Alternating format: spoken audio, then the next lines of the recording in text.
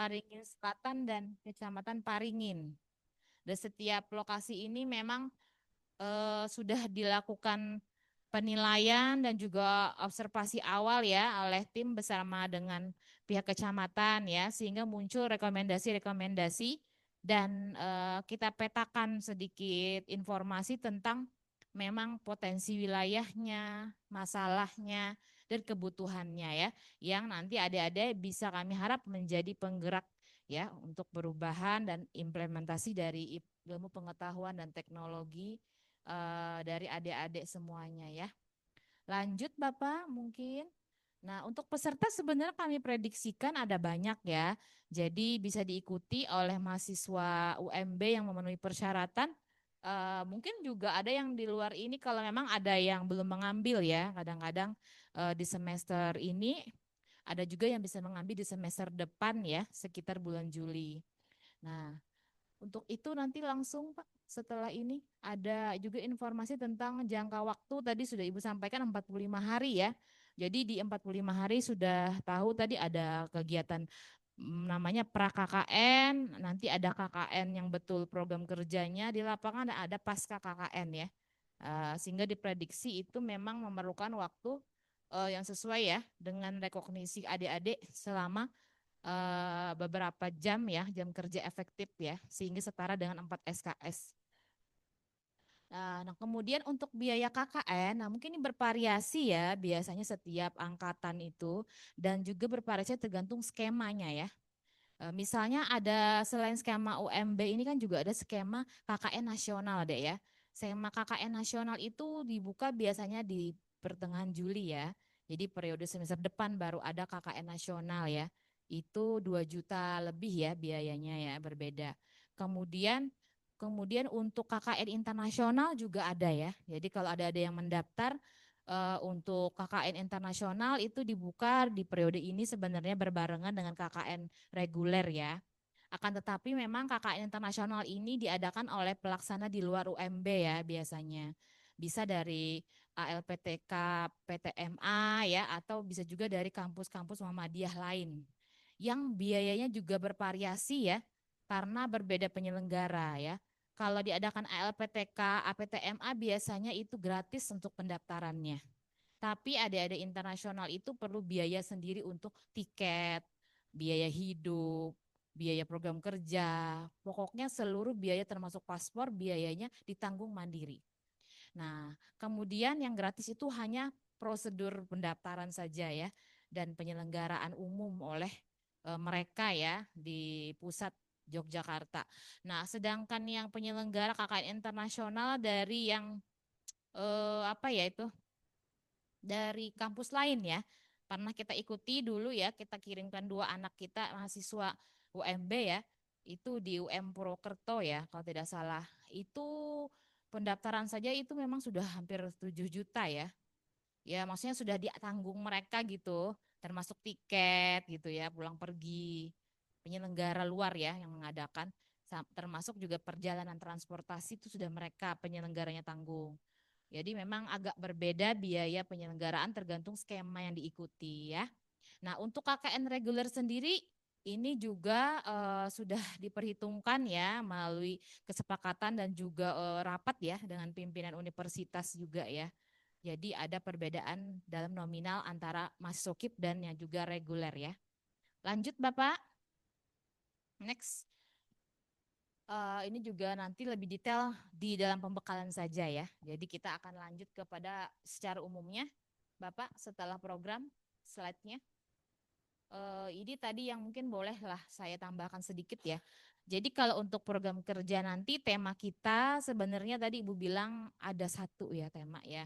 Tema besar tapi memang itu kami harapkan bisa dikerjakan berkelompok nanti ya. Dan dibekali dengan detail pada 3 topik ini ya. Jadi digitalisasi layanan publik desa itu termasuk salah satu yang kami harapkan jadi program yang spektakuler ya dari adik-adik berkelompok nanti. Kemudian juga digital marketing juga dan marketplace produk ya, serta promosi digital wisata di desa itu. Nah, karena memang itu yang sudah kita tangkap ya menjadi suatu masalah dan kita berikan solusi rencananya melalui tema ini ya. Program-program ini mungkin nanti bisa diciptakan adik-adik bersama dengan DPL ya. Nah, ada Bapak Ibu juga yang mungkin hadir sebagai dosen atau perwakilan dari prodi sebenarnya bisa nanti mengharapkan banyak dosen ya yang bisa terlibat membimbing adik-adik karena nanti akan juga dibuka pendaftaran untuk dosen pembimbing lapangan ya dengan persyaratan standar lah ya, ibarat kata dosen dengan memang berstatus asisten ahli biasanya atau yang lebih ya, jabatan fungsionalnya juga boleh. Kemudian mereka memang aktif ya dan berfakta integritas untuk akan mendampingi adik-adik sampai kepada pendampingan ya secara umum membentuk program kerja yang sesuai dengan tema, kemudian juga nanti memonitoring adik-adik di lapangan ya. Nah, itu yang kami harap nanti menjadi kerjasama adik-adik dengan dosen pembimbing lapangannya. Lanjut Bapak, selain program kerja secara umum, secara teknis jadwal ya. Nah, terakhir mungkin jadwal. Jadi dari jadwal ini sebenarnya bisa adik-adik prediksikan juga ya bahwa nanti setelah adik-adik melakukan pendaftaran sebenarnya ada namanya pembekalan. Nah, pembekalan ini kita harapkan bisa dihadiri dengan pasti ya oleh adik-adik dan tidak ada terkendala. Kalaupun ada sesuatu hal yang terkendala itu harus atas konfirmasi kepada kami ya.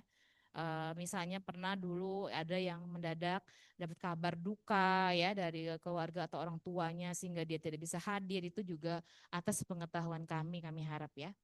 Kemudian untuk pembekalan setelah itu ada nanti observasi dan penyusunan program kerja. Itu juga secara umum adik-adik bisa lakukan secara online dan juga offline ya. Dan itu tidak dibatasi ya. Jadi adik-adik bisa saat masih proses akademik. Kalau masih ada perkuliahan itu tidak masalah ya. Karena tidak wajib dia ada di lokasi. Yang sudah diwajibkan ada di lokasi itu pada saat pelepasan nanti deh lah. Jadi tanggal 19 Januari itu adik-adik sudah harus di desa. Jadi artinya sudah mulai apa ya tinggal di desa ya. Jadi di pelepasan itu biasanya akan dilakukan di kantor bupati atau di aula-aula tertentu. Setelah adik dilepas secara seremonial juga dihadiri stakeholder, adik akan langsung bisa ke desa-desanya. Oleh karena itu pada saat observasi sebelum kegiatan pelepasan biasanya dipastikan dulu adik-adik dapat rumahnya ya. Rumah yang bisa ditinggali dan siap untuk dihuni ya. Karena tanggal tersebut artinya adik-adik sudah siap ya untuk berpindah sementara ya untuk 1 bulan ya.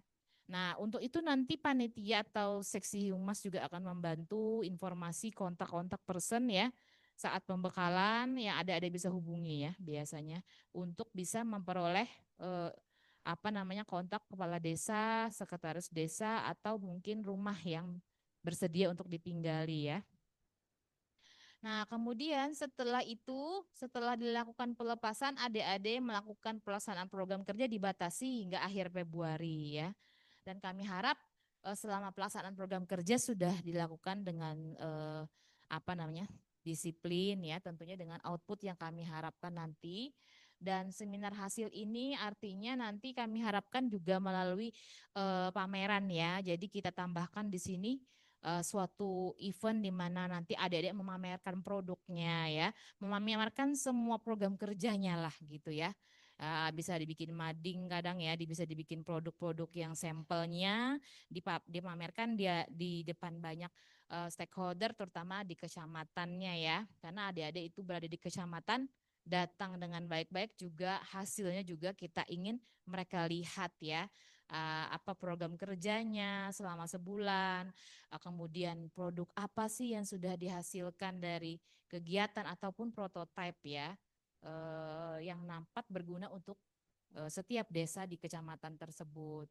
Nah, kemudian ada penarikan. Nah, saat penarikan ini nanti barulah adik-adik bisa kembali ke desa, ke rumah masing-masing, maaf ya. Jadi bisa sudah kembali ke kampus tentunya ya. Dan ini biasanya sudah include ya dalam fasilitas pembayaran tadi. Jadi adik-adik di fasilitas pembayaran itu universitas sudah menanggung untuk biaya transportasi 2 kali ya, misalnya berangkat tadi ya saat adik-adik untuk berangkat ya, pertama kali ke desa di mana membawa barang biasanya yang banyak ya, sehingga itu difasilitasi satu alat angkut biasanya ya. Kemudian pulangnya saat penarikan juga difasilitasi kembali untuk mengangkut barang yang mungkin bisa ya di satu mobil ya biasanya satu kelompok. Nah, itu fasilitasi yang didapatkan sebenarnya selain pada fasilitasi pada pembekalan ya. Jadi semua narasumber dan kegiatan akademik yang kita berikan itu sudah include dalam fasilitas yang kita ini ya, kita harapkan. Kemudian juga termasuk luaran ya. Nanti adik-adik di sini ada pengumpulan luaran. Nah, luaran ini sangat berguna ya untuk program studinya juga sebenarnya untuk mahasiswa juga dosennya. Luarannya itu adalah yang pertama publikasi pada media sosial tentunya ya. Bisa dari YouTube, kemudian juga Instagram dan juga Kompasiana ya. Jadi di media massa elektronik. Kemudian selain itu juga ada namanya luaran berupa hak cipta ya. Nah, jadi hak cipta ini adalah suatu hak kekayaan intelektual ya, yang kami daftarkan dengan biaya yang sudah ada bayarkan kemarin ya, misalnya sudah mendaftar nanti, itu sudah mendapatkan sertifikat di mana nanti diakui dari Direktorat Jenderal Kekayaan Intelektual adik-adik dan kelompok serta dosennya memiliki suatu luaran ya produk yang berhak kekayaan intelektual. Biasanya dapat berupa poster ya, poster edukasi misalnya di satu kelompok satu buah ya. Atau bisa pilih produk lain yang mau dihak ciptakan misalnya buku ya, atau mungkin ada membuat prototipe ya kalau di orang digital atau orang IT atau membuat beberapa luaran lain ya. Sebenarnya kami fasilitasi satu buah hak cipta per kelompok ya dari yang adik-adik bayarkan. Kemudian selain itu juga ada luaran lain tapi statusnya submitted ya. Jadi luarannya adalah jurnal ya. Jurnal atau artikel ilmiah dari hasil pengabdian atau KKN tadi per kelompok sebanyak satu buah ya, tapi kita fasilitasi untuk disubmit. Artinya dimasukkan ke dalam suatu usulan masih ya menjadi artikel yang ingin kita harapkan terbit. Tapi untuk penerbitannya itu sangat tergantung dari adik-adiknya. Karena pengelola jurnal di universitas pun itu juga ada prosedur ya. Jika tidak memenuhi revisi yang diinginkan mungkin tidak bisa dipublish ya. Statusnya belum bisa dipublish tapi biasanya hanya sampai submit saja. Makanya kami harapkan lebih bisa aktif ya karena ada fasilitas yang diberikan juga kita pengen berkualitas ya, termasuk luaran. Nah, dan juga fasilitas lain tentunya ya, biasanya juga hubungannya tadi dengan selain transportasi juga pendampingan ya. Jadi nanti ada dosen-dosen yang akan membimbing kalian itu juga kita sudah include-kan dalam biaya fasilitas yang adanya harus dapatkan ya dengan pendampingan dari DPL yang berkualitas pastinya juga ya. Nah, itu saja mungkin secara umum jadwalnya.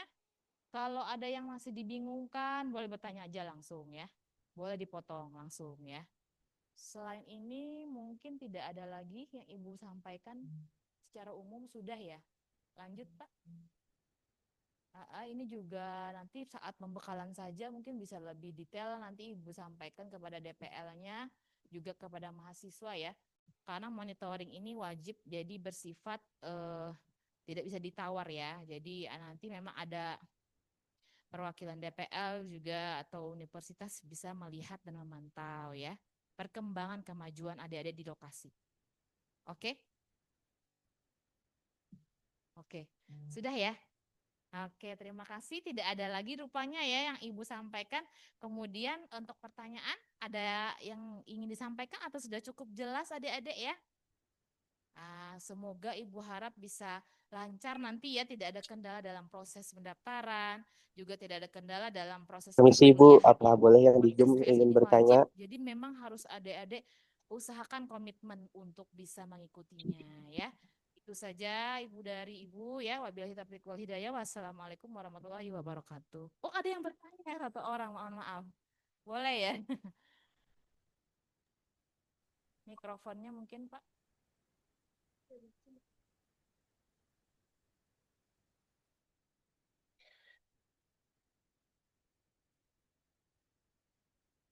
namanya ya dan prodinya boleh. Baik, terima kasih. Assalamualaikum warahmatullahi wabarakatuh. Waalaikumsalam. Izin Ibu, Bapak, perkenalkan nama saya Fitri Wideswara dari program studi S1 Teknik Sipil. Mungkin izin bertanya saja terkait yang belum ada keterangannya di drive yang dikirimkan. Terkait mungkin transparansi rincian untuk pembayaran reguler. Nah, apakah ada Bu kira-kira untuk rincian pembayaran tersebut, uang tersebut digunakan untuk apa saja seperti itu? Mungkin dari rekan-rekan ada pertanyaan juga nih, mungkin nanti orang tuanya, wah banyak sekali gitu kan. Eh, Mungkin bisa Ya, diperlihatkan kepada mahasiswa. Mungkin itu saja Ibu, terima kasih. Wassalamualaikum warahmatullahi wabarakatuh. Waalaikumsalam. Ya terima kasih tadi Fitris bla bla bla suara ya. Panjang banget namanya ya. Tapi intinya adalah Ibu ingin menyampaikan sebenarnya itu sudah berproses ya. Jadi memang validasi dari yang di SK apa namanya uraian biaya ya itu biasanya kami dari ketua pelaksana, ada lagi ketua lembaga riset dan inovasi dan ada rektor ya. Jadi untuk proses itu sebenarnya sudah jalan tapi memang kita prosesnya belum ada satu tanda tangan, jadi kita belum bisa share langsung. Tapi kita usahakan dalam minggu ini mudah-mudahan sudah bisa ya. Jadi nanti kalau adik-adik mau nanti bisa mungkin ada kontak personnya tadi ya. Nah, nanti bisa kami kirimkan soft copy juga ya. Kalau misalnya itu lebih mudah ya.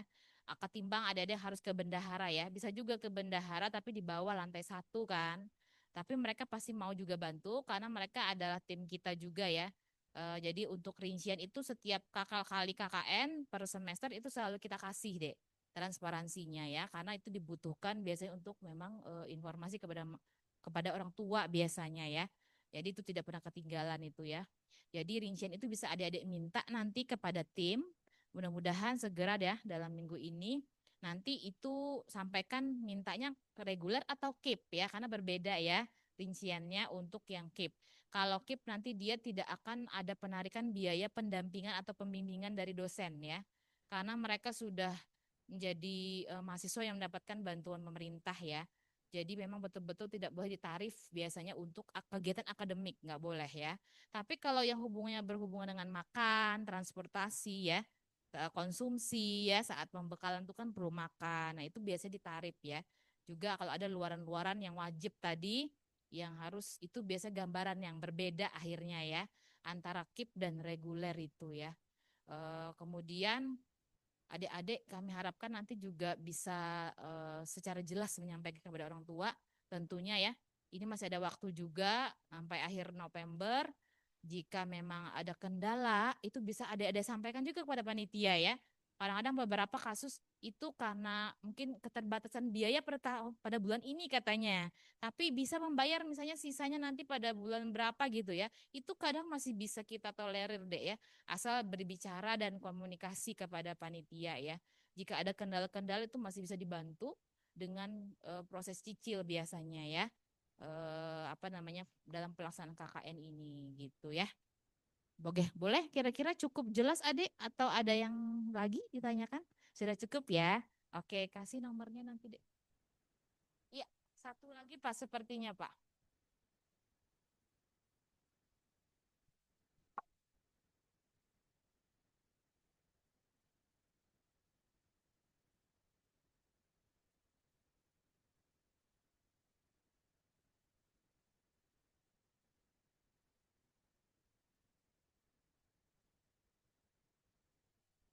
Baik, Assalamualaikum warahmatullahi wabarakatuh. Waalaikumsalam.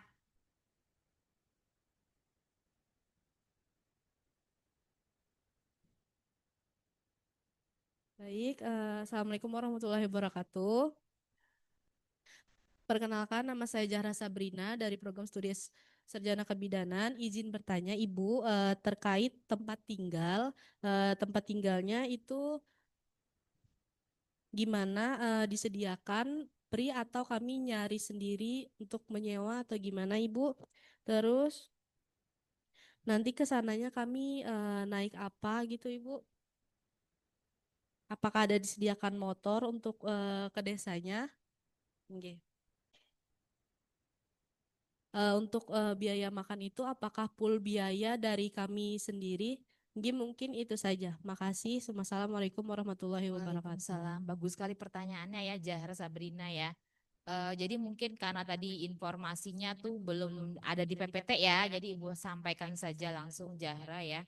Yang pertama memang yang Ibu sampaikan tadi kan fasilitas yang diberikan oleh kampus ya dengan pembayaran adik-adik itu terbatas ya. Tadi yakni transportasi pulang pergi tadi. Transportasi pakai apa ya? Biasanya hanya call ya. Jadi hanya call yang terbatas ya. Satu kelompok itu biasanya sekitar 12 orang ya. Jadi mereka bisa umumnya hanya mengangkut barang-barang mereka karena banyak ya. Jadi akhirnya mereka berangkat kadang-kadang juga pakai fasilitas pribadi lagi ya, yakni motor ya. Karena mungkin motor itu diperlukan mereka saat nanti pulang kemana-mana ya, saat di lokasi itu kan nanti ada yang mau ke pasar dan sebagainya. Itu masih diperbolehkan. Mungkin satu kelompok itu ada beberapa saja yang membawa sepeda motor ya, untuk lebih fleksibilitas mobilitas lebih mudah saat nanti di desa ya. Namun memang yang kami fasilitasi terbatas tadi satu mobil itu pun ya mungkin rata-rata call ya. Pernah itu bis tapi bis itu bisnya kalau jauh banget sampai ke Kota Baru ya. Karena jauh banget Kota Baru dan itu biasanya juga orang satu kelompoknya banyak ya, jadi pakai bis. Tapi yang untuk tahun ini karena lokasi masih bisa dijangkau kayak periode lalu itu hanya pakai call biasanya.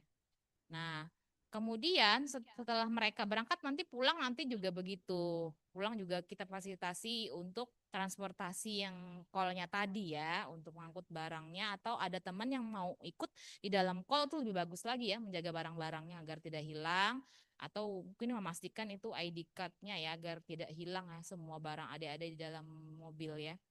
Nah, untuk fasilitas lain yang didapatkan biasanya tadi termasuk akademis, seperti pembekalan, ya kan, narasumber saat pembekalan, konsumsi saat pembekalan dan konsumsi saat kegiatan-kegiatan lainnya, misalnya penapasan dan penarikan biasanya ya. Kemudian yang Ibu ingat juga itu di rincian umum ya, juga ada namanya tadi termasuk pendampingan dari dosen pembimbing, juga luaran ya. Termasuk kayak luaran-luaran tadi yang kami harapkan bisa terlaksana ya, hak cipta dan sebagainya tadi ya. Nah, itu yang secara umum yang Ibu ingat ya. Nah, tapi yang untuk tidak di-include ya, tidak termasuk, itu salah satunya adalah biaya hidup.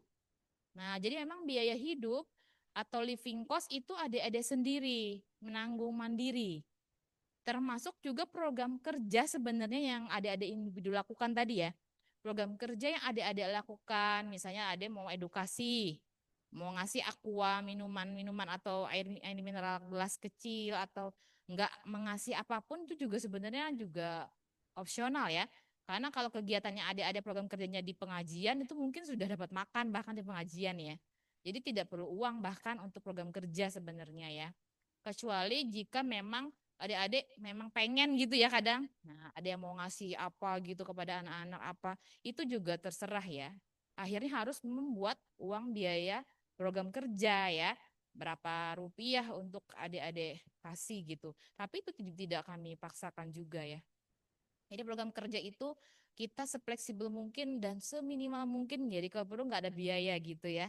Karena kita yang memberikan sesuatu untuk di desa itu menjadi fasilitator. Dan mereka juga tidak ingin membuat adik-adik berat ya di dalam biaya program kerja.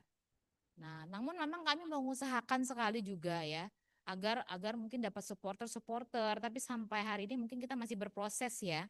Ibu belum bisa men-share apakah ada yang sudah menyetujui ya nanti untuk membantu kita dalam program kerja ya. Karena untuk program kerja itu perlu biaya kan. Jika ingin lebih berdampak, tentunya itu kalau ada supporter dari CSR atau perusahaan itu lebih baik. Tapi bolehkah? Boleh kalau ada yang memang mau mencoba gitu juga ya. Biasanya untuk mengajukan ke instansi tertentu, tapi harus pengetahuan DPL ya. Jika memang ingin mengajukan sesuatu program juga ya. Tapi universitas itu sudah juga melakukannya sebenarnya dan berproses ya. Semoga nanti ada hasil positif untuk program kerja. Tapi yang secara umum berarti living cost tadi ya. Kemudian juga tadi kendaraan apakah boleh dibawa? Boleh dibawa sendiri juga ya. Kalau ada yang mau bawa ya. Kemudian makan, ya termasuk tempat tinggal, living cost itu ya. Jadi tempat tinggal yang ada diami rata-rata itu ada yang 700 gitu ya kakak tingkatnya, ada yang 1 juta bahkan ya, satu kelompok. Nah, jadi rata-rata itu mereka berbagi akhirnya dek, misalnya mereka 12 orang, maka mereka berpupuan sekitar 70.000 misalnya per orang gitu ya, untuk bisa bayar satu rumah. Nah, kenapa rata-rata itu berbayar? Karena di desa itu juga dia tidak semuanya yang menyediakan secara gratis, tapi ada juga yang menyediakan secara gratis. Misalnya mereka punya aula ya biasanya, di mana aula itu tidak terpakai dan gedungnya bagus deh. Pernah memang ibu pernah ya melihat ya.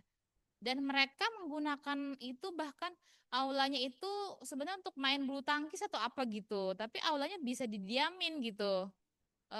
Apa gor atau apa itu ya ada juga. Nah, itu bahkan dipersilahkan oleh desanya gratis. Tapi beberapa tidak punya ya biasanya. Balai desa pun juga kadang sudah agak-agak rusak gitu ya. Sehingga itu menjadi opsional kadang ketika anak-anak ke desa mau yang disediakan tapi seadanya gitu ya. Atau tadi mau rumah penduduk biasanya ya yang berbayar tadi akhirnya ya. Nah, ada yang tadi bulat kisarannya kalau tahun sebelumnya pasti 700 sampai 1 jutaan gitu mereka ya. Ya, tapi rumahnya beton-beton sih yang bagus-bagus sih gitu ya. Nah, itu yang memang adik-adik harus perhitungkan juga ya. Jadi ada yang di luar termasuk makanan rumah tadi ya. Dan mungkin tadi terkait program kerja secara umum.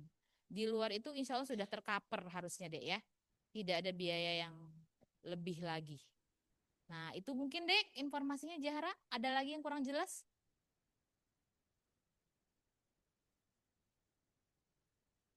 Oke. Nah, ada tadi survei observasi ya. Itu setelah pembekalan. Setelah dibekali, adik bisa langsung survei, tapi kami tidak mewajibkan offline. Jadi itu adalah opsional ya. Karena ini jaraknya jauh ke Balangan. Ya, kalau ibu pernah itu pulang pergi bisa malam ibu pulangnya. Gitu ya. Pagi berangkat, pulang malam.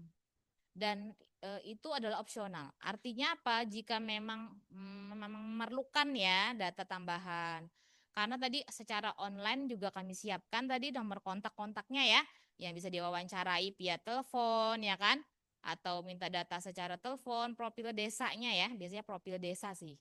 Kalau pian yang utama dihubungi itu biasanya sekdesnya ya, minta profil desanya biar jelas ya peta desanya. Kemudian permasalahan desa bisa diwawancarai biasanya ya, minta bertemu online saja juga bisa. Tapi kalau mau ketemu langsung ke sana ya silahkan. Biasanya ketika adik-adik punya budget untuk ada mungkin mobil kawannya yang memang nggak kepake gitu ya, cuman ngisi bensin kan murah ya. Tapi kalau nyewa lebih baik gak usah mahal ya, karena kan kita tidak mengcover adik-adik untuk observasi transportnya. Itu kalau ke Balangan itu rata-rata ya bensinnya bisa 2,5 sampai 300 kan, pulang pergi mahal bensinnya ya. Nah, bensinnya tuh 250 atau berapa ibu lupa ya terakhir tuh pulang perginya ya. Jadi kalau memang ada biaya kesepakatan dan kelompok itu juga mau ke sana bagus lagi silahkan. Tapi itu tadi berarti harus diperhitungkan budget transportasinya. Jangan menyewa sebaiknya ya. Kalau menyewa nanti biayanya lebih besar daripada cuma ngisi bensin.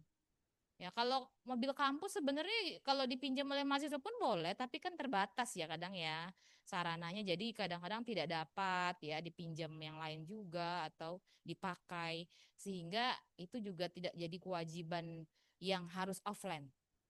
Observasi bisa secara online secara 100% bahkan ya. Itu saja. Sudah ya. Terima kasih banyak atas waktunya, kesempatannya juga. Ibu tutup ya sekali lagi ya. Semangat, semoga lancar. Wabillahi taufiq wal hidayah. Wassalamualaikum warahmatullahi wabarakatuh. Oh, waalaikumsalam. Nah, ada ibu juga nih yang nanya ini. Bentar, Ibu Roro tadi ya? Bapak Biani kah? Bu Seli, oh ini. Ya, silakan Bu Roro.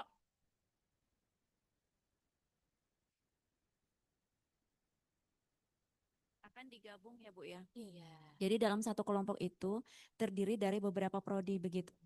Karena di prodi kami itu semuanya perempuan Ibu. Jadi kalau dari prodi sendiri tidak merekomendasikan untuk naik motor sendiri ke Balangan. karena yang bersangkutan perempuan.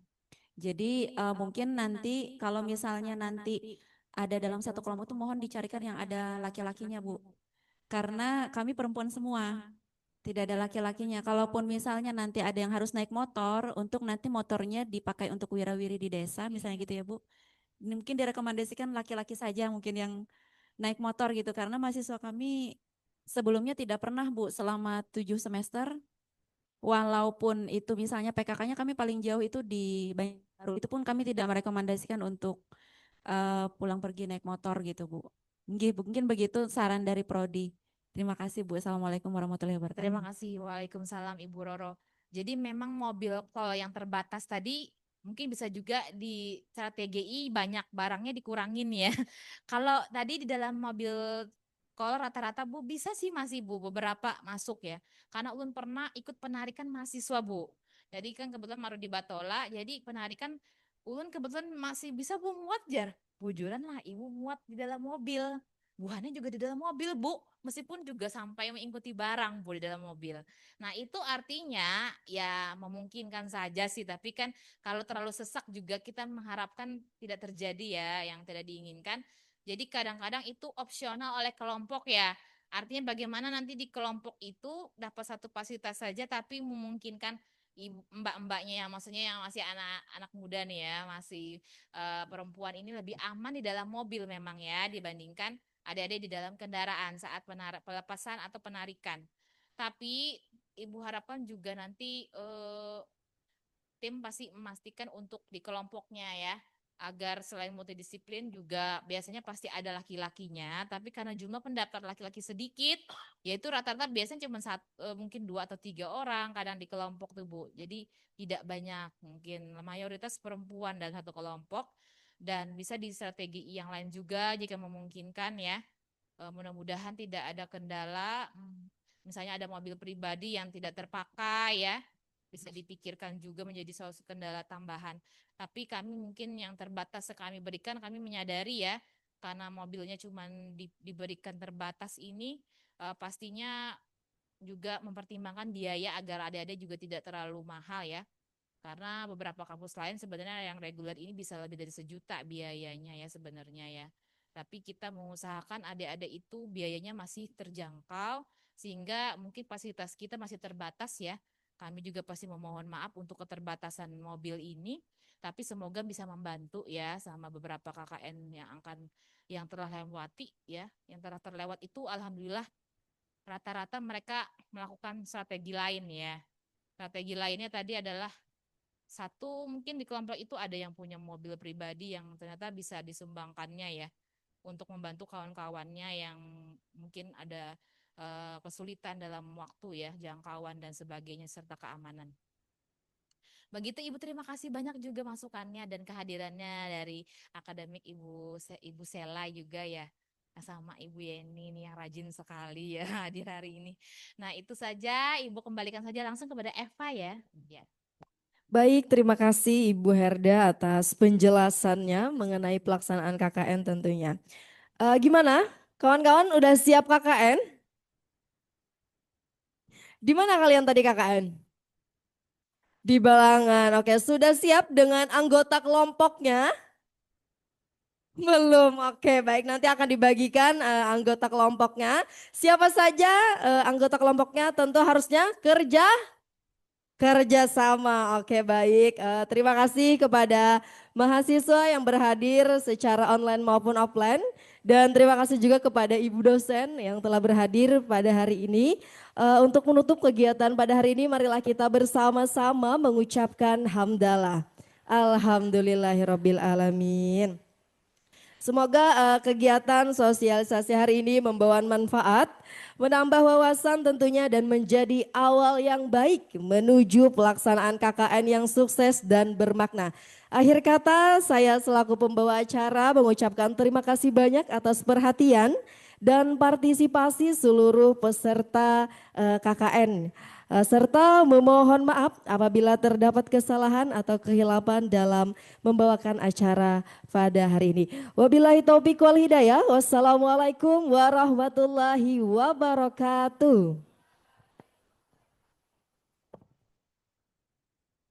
Bagi yang belum men-scan daftar hadir dipersilakan dan juga tersedia terkait dengan materi sosialisasi pada hari ini.